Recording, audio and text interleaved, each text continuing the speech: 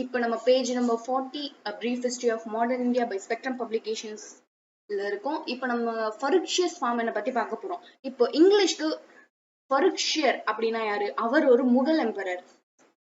அவர் வந்து இவங்களுக்கு 3 ஃபேமஸ் ஃபார்மன்ஸ் கொடுக்குறாரு. எங்க கொடுக்குறாருன்னா பெங்கால், குஜராத் அண்ட் ஹைதராபாத்துக்கு கொடுக்குறாரு. ஃபார்மன் அப்படின்னா ஒப்பந்தம், இல்லைன்னா பெர்மிஷன். ஸோ அந்த ஃபார்மன் வந்து மக்னா கர்த்தா ஆஃப் த கம்பெனி அப்படின்ட்டு சொல்லப்படுது. இது எப்போ அப்படின்னா 1715 நடக்குது. அந்த ஃபார்மன்ல 6 விஷயங்கள் சொல்லியிருக்காங்க. ஸோ இந்த 6 பாயிண்ட் தான் அது என்ன அப்படின்ட்டு பார்க்கலாம். பெங்கால்ல நீங்க வருஷத்துக்கு 3000 கொடுத்தா போதும். உங்களோட இம்போர்ட்டுக்கும் எக்ஸ்போர்ட்டுக்கும் நாங்க அடிஷ்னலா எந்த ஒரு வசூலும் செய்ய மாட்டோம். இதுதான் ஃபர்ஸ்ட் பாயிண்ட். செகண்ட் வந்து இங்கிலீஷ் வந்து டஸ்ட் டக்ஸ் அவங்களே வந்து இஷ்யூ பண்ணிக்கலாம். டஸ்ட் டக்ஸ் அப்படின்னா டோல் மாதிரி. வர குட்ஸ்க்கோ இல்லை போற டிரான்ஸ்போர்டேஷனுக்கு அவங்க டக்டஸ் போட்டுக்கலாம் அப்படின்னு சொல்லியிருப்பாங்க. மூணாவது வந்து கல்கட்டால நீங்க நிறைய லேண்டை ரெண்ட் பண்ணிக்கலாம் அப்படின்ட்டு சொல்லியிருக்காங்க. ஹைதராபாத்ல எந்த ஒரு வசூலும் நாங்க செய்ய மாட்டோம், ஆனா நீங்க மெட்ராஸ்க்கு ரெண்ட் பே பண்ணணும் அப்படின்ட்டு 4வது பாயிண்ட்ல சொல்லியிருக்காங்க. சூரத் அப்படின்னா குஜராத்ல நீங்க வருஷத்துக்கு 10,000 கொடுத்தா போதும். அதே மாதிரி எந்த ஒரு வசூலும் செய்யாம நீங்க ட்ரேட் பண்ணலாம். கடைசியா 6வது வந்து இங்கிலீஷே வந்து அவங்களோட ஓன் காயின்ஸை அவங்களோட கரன்சியா யூஸ் பண்ணலாம் த்ரூ அவுட் முகல் எம்பையர் அப்படின்ட்டு சொல்லியிருப்பாங்க. முகல் எம்பையர் ஃபுல்லா அவங்களோட காயின்ஸை அவங்களோட கரன்சியா யூஸ் பண்ணிக்கலாம், அவங்களோட ஓன் காயின்ஸை யூஸ் பண்ணிக்கலாம் அப்படின்னு சொல்லியிருப்பாங்க. டிக்ரீட் அப்படின்னா ஆணை ஆர் கட்டளை அப்படின்ட்டு பொருள். என்னன்னா இந்த 6 விஷயங்கள் வந்து ஃபருக்ஷியஸ் கொடுத்திருந்தாலுமே இன்னும் கொஞ்சம் ஃபிளாட்ரி அப்படின்னா பொய்யாக புகழுதல், டிப்ளமசி அப்படின்னா ராஜதந்திரம், இதெல்லாம் யூஸ் பண்ணி இன்னும் கொஞ்சம் கன்செஷன் வாங்குறாங்க. பெங்கால்ல இன்னும் கொஞ்சம் அட்வான்டேஜஸ் எல்லாம் எடுத்துக்கிறாங்க. இப்போ இங்கிலீஷ் வந்து பிரெஞ்சை வந்து நம்ம டிஃபீட் பண்ணணும். வாங்குவிஷ் அப்படின்னா டிஃபீட். ஏன்னா அவங்கள டிஃபீட் பண்ணிட்டா அதுக்கப்புறம் அவங்க எங்களுக்கு காம்படிட்டர்ஸே இருக்க மாட்டாங்க. அண்ட் அவங்களோட கண்ட்ரோலை இந்த இந்தியால ஹோலா காட்ட முடியும். இப்போ formative ways of East India Company. So அவங்க வந்ததுல இருந்து இப்ப நடக்கிற வரைக்கும் 1717 வரைக்கும் என்னெல்லாம் நடந்துச்சு அப்படின்றத இந்த சார்ட்ல கொடுத்துருக்காங்க. So East India companies establish வந்திருக்காங்க. ஹாக்கிங்ஸ் வந்து ஜாங்கீர் கோட் போறாரு. இதெல்லாம் நம்ம முன்னாடியே பார்த்துட்டோம். ஸோ நீங்க மிஸ் பண்ணிட்டீங்கன்னா அந்த பார்ட் போய் பார்த்துட்டு இங்க வந்தீங்கன்னா இது உங்களுக்கு கண்டிப்பா புரியும். இங்க 1717 இப்ப நம்ம பார்த்த வரைக்கும் முகல் எம்பரர் ஃபருக்ஷியர் வந்து ஒரு ஃபார்மன் கொடுக்குறாரு. அது மக்னா கர்த்தா ஆஃப் த கம்பெனி. ஸோ இது வரைக்கும் நம்ம பார்த்திருக்கோம். அதெல்லாம் இந்த சார்ட்ல ஹோலா கொடுத்துருக்காங்க. ஸோ ஏன் இங்க கொடுக்குறாங்க அப்படின்னா இந்த சாப்டர்ல இதோட இந்த பிரிட்டிஷோட இன்ட்ரோடக்ஷனை வந்து முடிக்கிறாங்க. அதனாலதான் இந்த சார்ட் ஒன்று கொடுத்துருக்காங்க. அதுக்கப்புறம் பிரெஞ்சு வந்ததையும் அவங்க என்னென்னலாம் பண்ணதையும் ஒரு இன்ட்ரோடக்ஷன் மாதிரி இங்க கொடுக்குறாங்க. ஸோ இதோட முடியுது. இப்போ வந்து merging of 2 companies. 1688 English revolution ஒன்று ஏற்படுது. அதுல விக்ஸ் யார் அப்படின்னா அமெரிக்கன் இண்டிபெண்டன்ஸ்க்காக போராடினவங்க. அது அவங்க வந்து ஒரு குரூப், அவங்க பேர் தான் விக்ஸ். இவங்க வந்து ஈஸ்ட் இந்தியா கம்பெனியை அப்போஸ் பண்றாங்க. இதனால இவங்களுக்கும் அந்த ஈஸ்ட் இந்தியா கம்பெனிக்கும் ஒரு போட்டி வருது. இப்போ சர் வில்லியம் நாரிஸ் அவர் வந்து விக்ஸோட அம்பாசிடரா அவுரங்கசீப் கோர்ட்டுக்கு போறாரு. ஜனவரி 1701 to ஏப்ரல் 1702 வரைக்கும் போறாரு. ட்ரேடிங் ப்ரிவிலேஜஸ்க்காக தான் போவாரு. ஆனா அது வந்து ஒரு ஃபெயிலியர் ஆயிடும். அதுக்கப்புறம்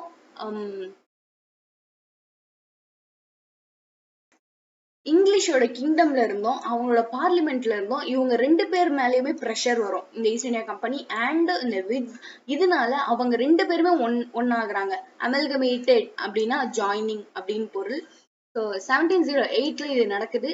இவங்க 2 பேரும் சேர்ந்து ஒரு டைட்டில வைக்கிறாங்க, United Company of Merchants of England trading to the East Indies அப்படின்னு. இந்த கம்பெனி வந்ததுக்கு அப்புறம் தான், அதாவது 2 பேரும் சேர்ந்ததுக்கு அப்புறம் தான் பிரிட்டிஷ் பொலிட்டிக்கல் பவரையே இந்தியால காட்ட ஆரம்பிக்கிறாங்க. இதுக்கு முன்னாடி வரைக்குமே அவங்க வெறும் ட்ரேடுக்காக தான் வந்து இவ்வளவு விஷயங்களையும் பண்ணியிருப்பாங்க. ஸோ இந்த 2 கம்பெனியும் ஜாயின் பண்ணதுக்கு அப்புறமா தான் பிரிட்டிஷ் பொலிட்டிக்கல் பவரை காட்ட ஆரம்பிக்கிறாங்க. அதெல்லாம் வந்து நம்ம வேற சாப்டர்ஸ்ல பார்ப்போம். இங்க முடிச்சா நான் பிரெஞ்சு வராங்க. பிரெஞ்சை பத்தின இன்ட்ரோடக்ஷன் தான் இது. ட்ரேடுக்காக கடைசியா இந்தியாவுக்கு வர்றது வந்து நம்ம பிரெஞ்சு தான். இவங்க வந்து லேட் 16th செஞ்சுரியில தான் இவங்களோட ட்ரேடிங் டுவர்ட்ஸ் த ஈஸ்டே வந்து ஸ்டார்ட் பண்ணியிருப்பாங்க. இப்போ அங்க வந்து லூயிஸ் 14ஓட ஆட்சி நடக்குது. ரீயிங் அப்படின்னா ஆட்சி அப்படின்னு அர்த்தம். ஸோ அந்த மன்னனோட ஃபேமஸ் மினிஸ்டர் கோல்பர்ட் அவர் வந்து ஒரு ஃபவுண்டேஷன் ஒன்று ஸ்டார்ட் பண்றாரு. என்னன்னா கம்பெனி டெஸ் இண்டீஸ் ஒரென்டேல்ஸ் அப்படின்னு.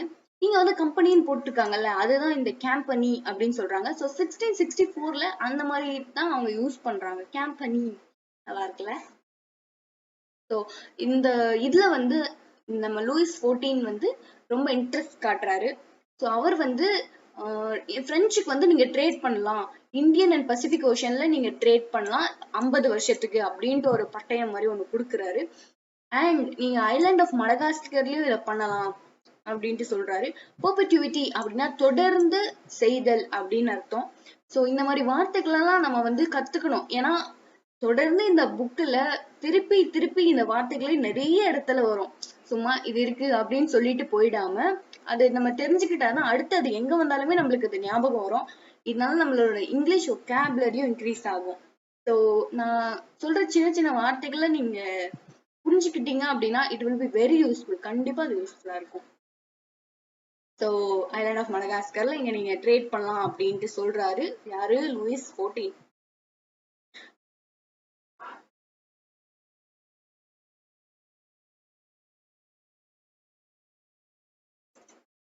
இவங்க மடகாஸ்கர்ல காலனிஸ் அமைக்கணும் அப்படின்னு சொல்லிட்டு நிறைய மணி வந்து ஸ்பெண்ட் பண்றாங்க. ஆனா அது வந்து சக்சஸ் ஆகல. இதனால 1667ல பிரான்கோயிஸ் கேரன் வந்து இந்தியாவுக்கு வராரு. இங்க வந்து சூரத்ல அவங்களோட ஃபேக்டரிய கட்டுறாங்க. சூரத் எங்க இருக்கு? குஜராத். மெர்காரான்றவர் அவர் ஒரு பெர்ஷியன். ஸோ கேரனுக்கு கம்பெனி கொடுத்து இவர் வராரு. இதுக்கப்புறம் 1669ல சுல்தான் ஆஃப் கோல்கொண்டா கிட்ட இருந்து பெர்மிஷன் வாங்கி மசுலிப்பட்டினம்ல ஒரு ஃபேக்டரி அமைக்கிறாங்க. அதுக்கப்புறம் முகல் சுபர்தார் ஆஃப் பெங்கால் சைஸ்டா கான் அவர்கிட்ட ஒரு பெர்மிஷன் வாங்கி கல்கட்டாக்கு பக்கத்துல இருக்க சந்திரநகர் அங்க வந்து அவங்களோட டவுன்ஷிப் ஒன்னு எஸ்டாப்ளிஷ் பண்றாங்க. Pondicherry nerve centre of French. பாண்டிச்சேரியே தமிழ்நாட்டில் தெரியாதவங்க இருக்கவே முடியாது. நாட் ஓன்லி தமிழ்நாடு, மேபி நிறைய பேருக்கு தெரிஞ்சிருக்கலாம். ஸோ அது எப்படி உருவாச்சு, அங்க என்னென்னலாம் நடந்துச்சு அப்படின்றத இங்க பார்க்கலாம். பிஜாப்பூர் சுல்தானுக்கு கீழே வரவர் தான் கவர்னர் ஆஃப் வள்ளிகொண்டபுரம் ஷேர்கான் லோடி. 1673ல அவர் வந்து பிரான்கோயிஸ் மார்டினுக்கு மசிலிப்பட்டினம்ல ஒரு ஃபேக்டரி அமைச்சுக்கலாம் அப்படின்ட்டு ஒரு சைட் ஒன்று கொடுக்குறாரு. அதுக்கப்புறம் தான் பாண்டிச்சேரிய கண்டுபிடிக்கிறாங்க 1674ல. ஸோ பாண்டிச்சேரி உருவானது எப்போ அப்படின்னா 1674ல. அதே வருஷத்துல பிரான்கோயிஸ் மார்டின் வந்து கேரனை பிரெஞ்சு கவர்னர் ஆக்குறாரு. கேரன் யார் அப்படின்னா இங்க வந்து பிரான்கோயிஸ் கேரன் வந்து இருக்காருல இந்தியாவுக்கு, அவர் தான் அது. இதுக்கப்புறம் பிரெஞ்சு வந்து நிறைய இடத்துல இந்தியாவோட நிறைய இடத்துல அவங்களோட ஃபேக்டரி எஸ்டாப்ளிஷ் பண்றாங்க. எங்கன்னா மஹே, காரைக்கால், பலாசூர், கசின் பசார், இங்க இந்த மாதிரி இடங்கள்ல அவங்களோட ஃபேக்டரிஸ் எஸ்டாப்ளிஷ் பண்றாங்க. பிரான்கோயிஸ் மார்டின் அவர் வந்து சார்ஜ் எடுத்துக்கிட்டதுக்கு அப்புறம் இந்தியால பாண்டிச்சேரிய அவங்களோட ஸ்ட்ராங் ஹோல்டா அவர் மாத்துறாரு. அவர் நல்லா டெவலப் பண்றாரு. அது ரொம்ப இம்பார்ட்டன்டான பிளேஸ் தான், அதை அவர் மாத்துறாரு. இப்ப early setback to the French East India Company. Setback அப்படின்னா டிலே, தாமதம் அப்படின்ற அர்த்தம். ஸோ இவங்க வந்து அவங்களோட கம்பெனி அமைக்கிறதுக்கு என்னென்னலாம் தாமதமா ஆச்சு அப்படின்றதான் இங்க சொல்ல வராங்க. டச்சுக்கும் பிரெஞ்சுக்கும் வந்து ஒரு வார் வந்து அவுட் பிரேக் ஆகுது. இதனால பிரெஞ்சோட பொசிஷன் வந்து ரொம்ப பேட் அஃபெக்ட் ஆகுது இந்தியால. இப்போ டச் வந்து இங்கிலீஷ் கூட அலையன்ஸ் அப்படின்னா கூட்டணி வச்சுக்கிட்டு, பால்ஸ்டட் அப்படின்னா சப்போர்ட், அவங்களோட சப்போர்ட்ல பிரெஞ்சு வீழ்த்துறாங்க. டச் வந்து இதனால பாண்டிச்சேரியை 1693ல கைப்பற்றுறாங்க.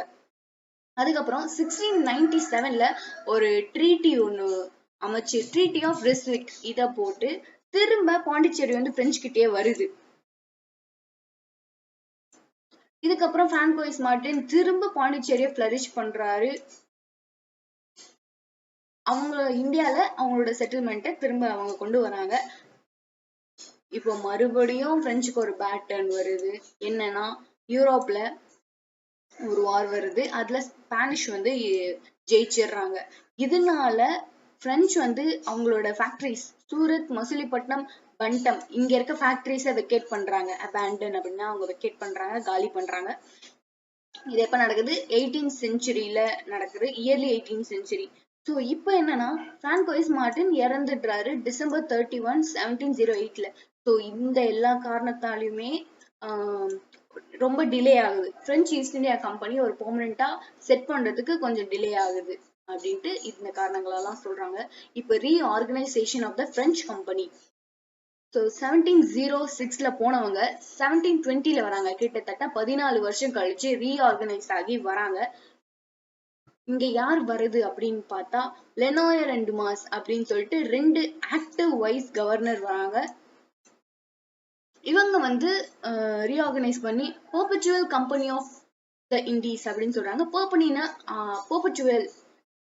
பெர்பெச்சுவல் அப்படின்னா தொடர்ச்சி அப்படின்னு நம்ம முன்னாடியே பார்த்திருப்போம்.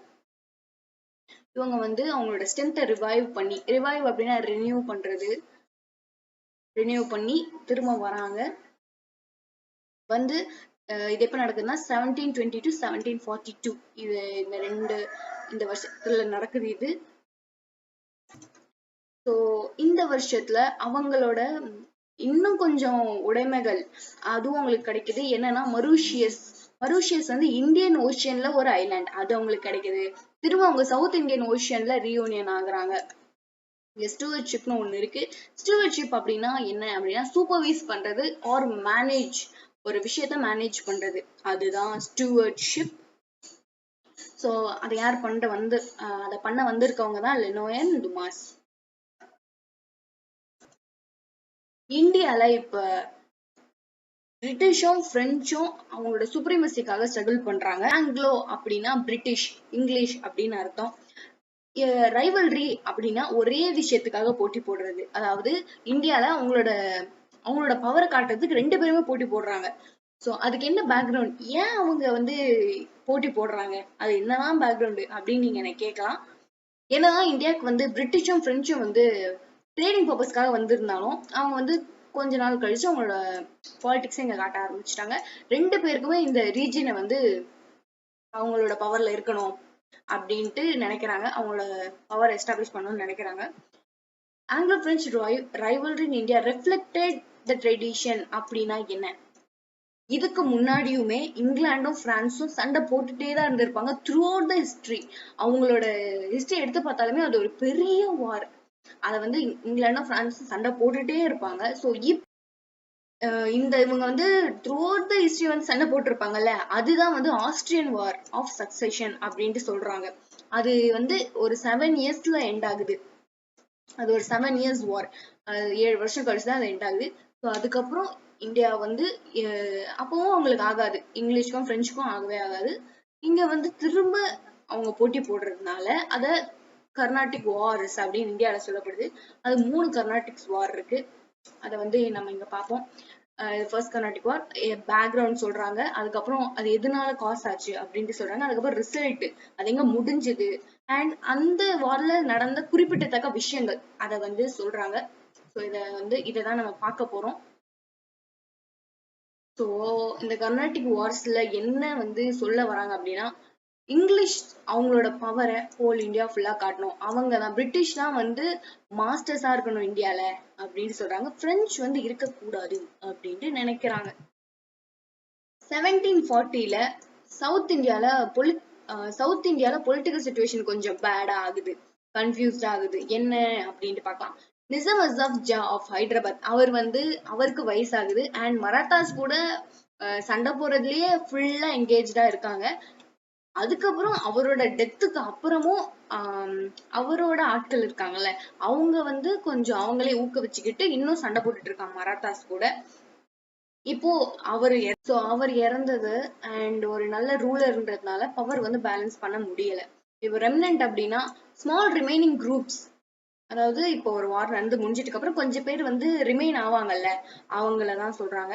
அவங்க எல்லாம் வந்து மைசூர், கொச்சின், டிராவன்கோர் இந்த மாதிரி இடங்கள்லாம் இருக்காங்க.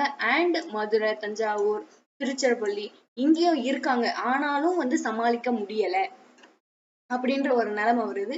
இதனால முற்றிலுமா முஸ்லிமோட ஆட்சி வந்து ஒரு எண்டுக்கு வருது அப்படின்ட்டு சொல்லலாம். இதை வந்து இந்த இங்கிலீஷ் வந்து ஒரு சிக்னலா எடுத்துக்கிறாங்க. ஸோ ஓகே, முடிவுக்கு வருது, ஒரு பிளானை போடுவோம் அப்படின்னு சொல்லிட்டு அவங்க பிளான் பண்ணி ரெடி ஆகுறாங்க. இருந்தாலும் தஞ்சாவூர்ல இன்னும் மராத்தா கிங்டம் இருக்குது. ஆனாலும் அதுல பெருசா எதுவும் யூஸ் இல்லை. ஸோ இதெல்லாம் தான் பேக்ரவுண்ட் ஆஃப் ரைவல்ரி. இதுக்கப்புறம் தான் வந்து கர்நாடிக் வார்ஸே ஆரம்பிக்குது. ஸோ இந்த 3 கர்நாடிக் வார்ஸ் எப்ப நடந்தது அப்படின்றது, என்ன நடந்ததுன்றத பார்க்கலாம். ஃபர்ஸ்ட் கர்நாடிக் வார் இது கிட்டத்தட்ட 8 இயர்ஸ் நடந்திருக்கு. 1740 to 48. இதோட பேக்ரவுண்ட் என்ன அப்படின்னா என்னன்னு இதுல சொல்லியிருக்காங்க. ஸோ ஃபர்ஸ்ட் கர்நாடிக் அப்படின்னா ஏன் அந்த பேர் கொடுத்தாங்க, கோரமண்டல் கோஸ்ட் ஒட்டி நடந்திருக்கு. And it's hinterland. ஹிண்டர்லேண்ட்னா சீஷோர், கடலோர பகுதிகளுக்கு பின்னாடி இருக்க நிலப்பகுதியை தான் ஹிண்டர்லேண்ட் அப்படின்னு சொல்லுவாங்க. கோரமண்டல் கோஸ்ட்னா நம்மளுக்கு ஆல்ரெடி தெரியும். So Kanyakumari to Odisha, so இந்த பக்கம் தமிழ்நாடு ஒட்டி போற கடலோர பகுதிகள் எல்லாமே கோரமண்டல் கோஸ்ட் அப்படின்னு சொல்லுவாங்க. இது வந்து யூரோப்ல ஆல்ரெடி பிரெஞ்சும் இங்கிலீஷும் சண்டை போட்டிருப்பாங்க அவங்களோட ஹிஸ்டரிஸ்ல. அதோட தொடர்ச்சியா இங்க வந்து அவங்க கண்டினியூ பண்ணியிருக்காங்க. இதுதான் ஃபர்ஸ்ட் கர்நாடிக் வாரோட பேக்ரவுண்டு. இது எதனால காஸ் ஆகுது, எப்படி இதை தொடங்குறாங்க அப்படின்னு பார்க்கலாம். பிரான்ஸ்க்கு ஆல்ரெடி தெரியும், பிரெஞ்சுக்கு வந்து ஆல்ரெடி தெரியும் நம்மளோட பொசிஷன் வந்து இந்தியாவில வீக்கா இருக்கு. அதனால இங்கிலீஷ் கூட எந்த ஒரு பகையிலையும் அவங்க ஈடுபட விரும்பல ஃபர்ஸ்ட். அப்படிதான் அவங்க தெரிஞ்சு பொறுமையா இருந்தாங்க. ஆனா இங்கிலீஷ் தான் ஃபர்ஸ்ட் ப்ரோவோக் பண்ணியிருக்காங்க. ப்ரோவோக்னா தூண்டி விடுறது. பிரான்ஸை தூண்டி விட்டுருக்காங்க. பர்னட் வந்து அவங்களோட பிரெஞ்சோட ஷிப் எல்லாம் வந்து சீஸ் பண்றாரு. பிரான்ஸ் வந்து இதுக்கு பதிலடி கொடுக்கணும், ரீடைலியேட்டட் அப்படின்னா பதிலடி கொடுக்கணும் அப்படின்னு சொல்லிட்டு 1746ல மொரீஷியஸ், இந்தியன் ஓஷன்ல இருக்க ஒரு ஐலாண்ட், அதான் மொரீஷியஸ், அங்கிருந்து ஹெல்ப் கூப்பிட்டுருக்காரு. அப்புறம் யாரோட தலைமையில அப்படின்னா அட்மிரல் லா போர்டனாஸ், இவங்களோட தலைமையில. அவர் யாரு, French governor of Mauritius. So இப்படிதான் வந்து ஃபர்ஸ்ட் கர்நாடிக் வார் பிகின் ஆகுது. இதான் காஸ்.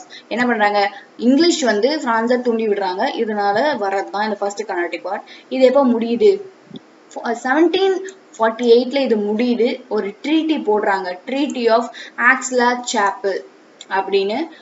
ஸோ இது வந்து ஆஸ்திரியன் வாரோட கன்க்ளூஷனா இருக்கு. இந்த ட்ரீட்டில திரும்ப இங்கிலீஷ் வந்து அவங்களோட மദ്രാஸை திரும்ப எடுத்துக்கிறாங்க. அண்ட் பிரெஞ்சுக்கு வந்து நார்த் அமெரிக்கால அவங்களோட டெரிட்டரிஸ் எல்லாம் திரும்ப கிடைக்குது. இப்ப சிக்னிபிகன்ஸ், இந்த கர்நாடிக் வார்ல பார்க்கக்கூடிய விஷயங்கள் என்னென்ன, குறிப்பிடத்தக்க விஷயங்கள்.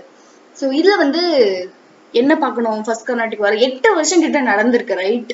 ஸோ அந்த 8 வருஷத்தை என்ன டக்குன்னு சொல்லிட முடியுமா? ஆனா இந்த இதுல ஒரு குறிப்பிடத்தக்க விஷயங்கள் இருக்கு. அது என்ன அப்படின்னு பார்க்கலாம்.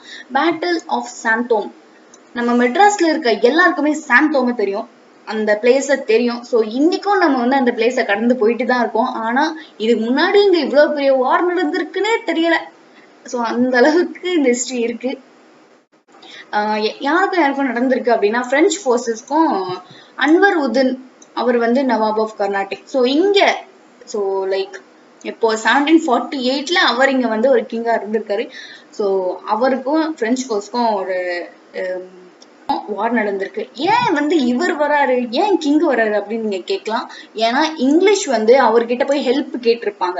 அப்பீல்டு அப்படின்னா முறையிட்டு இருப்பாங்க, முறையீடு, அதான் அப்பீல். ஸோ இதனால நவாப் வந்து அவங்களுக்கு ஹெல்ப் பண்ண வந்திருப்பாரு. இப்போ பிரெஞ்சு ஆர்மி கேப்டன் பாரடைஸ் வந்து நம்மளோட இந்தியன் ஆர்மியை தோக்கடிக்கிறாங்க. யாரோட தலைமையில அப்படின்னா மஹ்பூஸ் கான் அட் சாந்தோம்.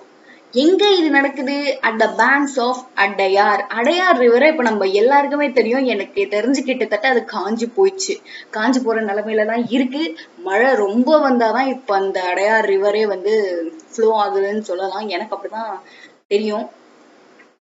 ஆனா 1748ல கிட்டத்தட்ட அந்த வருஷங்கள்ல ஒரு வாரே நடந்திருக்கு. அப்படின்னா அந்த அடையார் ரிவர் எந்த அளவுக்கு ஒரு தண்ணியோட இருந்திருக்கும் அப்படின்றது நமக்கு இதுல தெரியுது. அங்க அதாவது ஒரு ஆர்மியே சண்டை போடுதுன்னா அப்ப அது எவ்வளவு தண்ணியோட அது இருந்திருக்கணும். ஸோ அப்படி இருந்தோம். அப்படி இருந்தது இப்ப எப்படி இருக்கு பாருங்க அப்படின்னா இதுல நம்ம தெரிஞ்சுக்கணும். சோ இப்ப வந்து பிரெஞ்சு ஆர்மிக்கு ஒரு ஐ ஓபனரா இருக்கு என்ன அப்படின்னா, எவ்வளவு பெரிய இந்தியன் ஆர்மியா இருந்தாலும் ஒரு நம்ம கிட்ட ஒரு ரொம்ப பிளான்டான ஒரு ஆர்மி இருந்துச்சுன்னா, ஒரு சின்ன டிசிப்ளின்ட் ஆர்மி இருந்துச்சுன்னா கூட நம்ம இந்தியன் ஆர்மியை தோக்கடிச்சிட முடியும் அப்படின்ட்டு அவங்களுக்கு இப்ப தெரிய வருது. இப்போ வந்து ஒரு நேவல் ஃபோர்ஸோட இம்பார்ட்டன்ஸ் என்ன அப்படின்ட்டு யூரோப்பியன்ஸ் தெரிஞ்சுக்கிறாங்க. இதுதான் வந்து இதுல நம்ம தெரிஞ்சுக்கக்கூடிய சிக்னிபிகன்ஸ். செகண்ட் கர்நாடிக் வார் எப்ப நடக்குதுன்னா 1749 to 54. இது ஒரு 5 to 6 years நடக்குது. ஃபர்ஸ்ட் வார் வந்து எப்ப முடியுது 48ல. அடுத்த வருஷமே இவங்க வந்து தொடங்கிடுறாங்க. இத 6 years நடக்குது. இதோட பேக்ரவுண்ட் என்ன, இதோட மெயின் பேக்ரவுண்ட் அப்படின்னு ஒரு ஷார்ட்டா சொல்றேன். டைனாஸ்டிக் டிஸ்பியூட்ஸ் அப்படின்னா, இப்போ சவுதர்ன்ல நிறைய கிங்ஸ் இருந்தாங்க. அவங்களுக்குள்ளேயே வந்து சண்டை மூட்டி விடுறது, இதனால வர வார். அதுதான் வந்து செகண்ட் கர்நாடிக் வாரோட பேக்ரவுண்ட். அது என்ன நீங்க பாக்கலாம். இந்த செகண்ட் வார் தொடங்குறது யாரு அப்படின்னு பார்த்தா இப்ப பிரெஞ்சுல இருந்து. முதல்ல இங்கிலீஷ் வந்து இவங்களை ப்ரோவோக் பண்ணியிருப்பாங்க ஃபர்ஸ்ட் வார்ல. ஆனா இப்ப செகண்ட் வந்து பிரெஞ்சு வந்து இப்ப ப்ரோவோக் பண்றாங்க. இங்க ஒரு முக்கியமான கேரக்டர் வருது. யார் அப்படின்னு பார்த்தா டியூப்ளெக்ஸ். டியூப்ளெக்ஸ் யார் அப்படின்னா, ஃபர்ஸ்ட் கர்நாடிக் வார்ல இவர் வந்து பிரெஞ்சு ரொம்ப நல்லா லீட் பண்ணியிருப்பாரு. அவர் தான் டியூப்ளெக்ஸ்.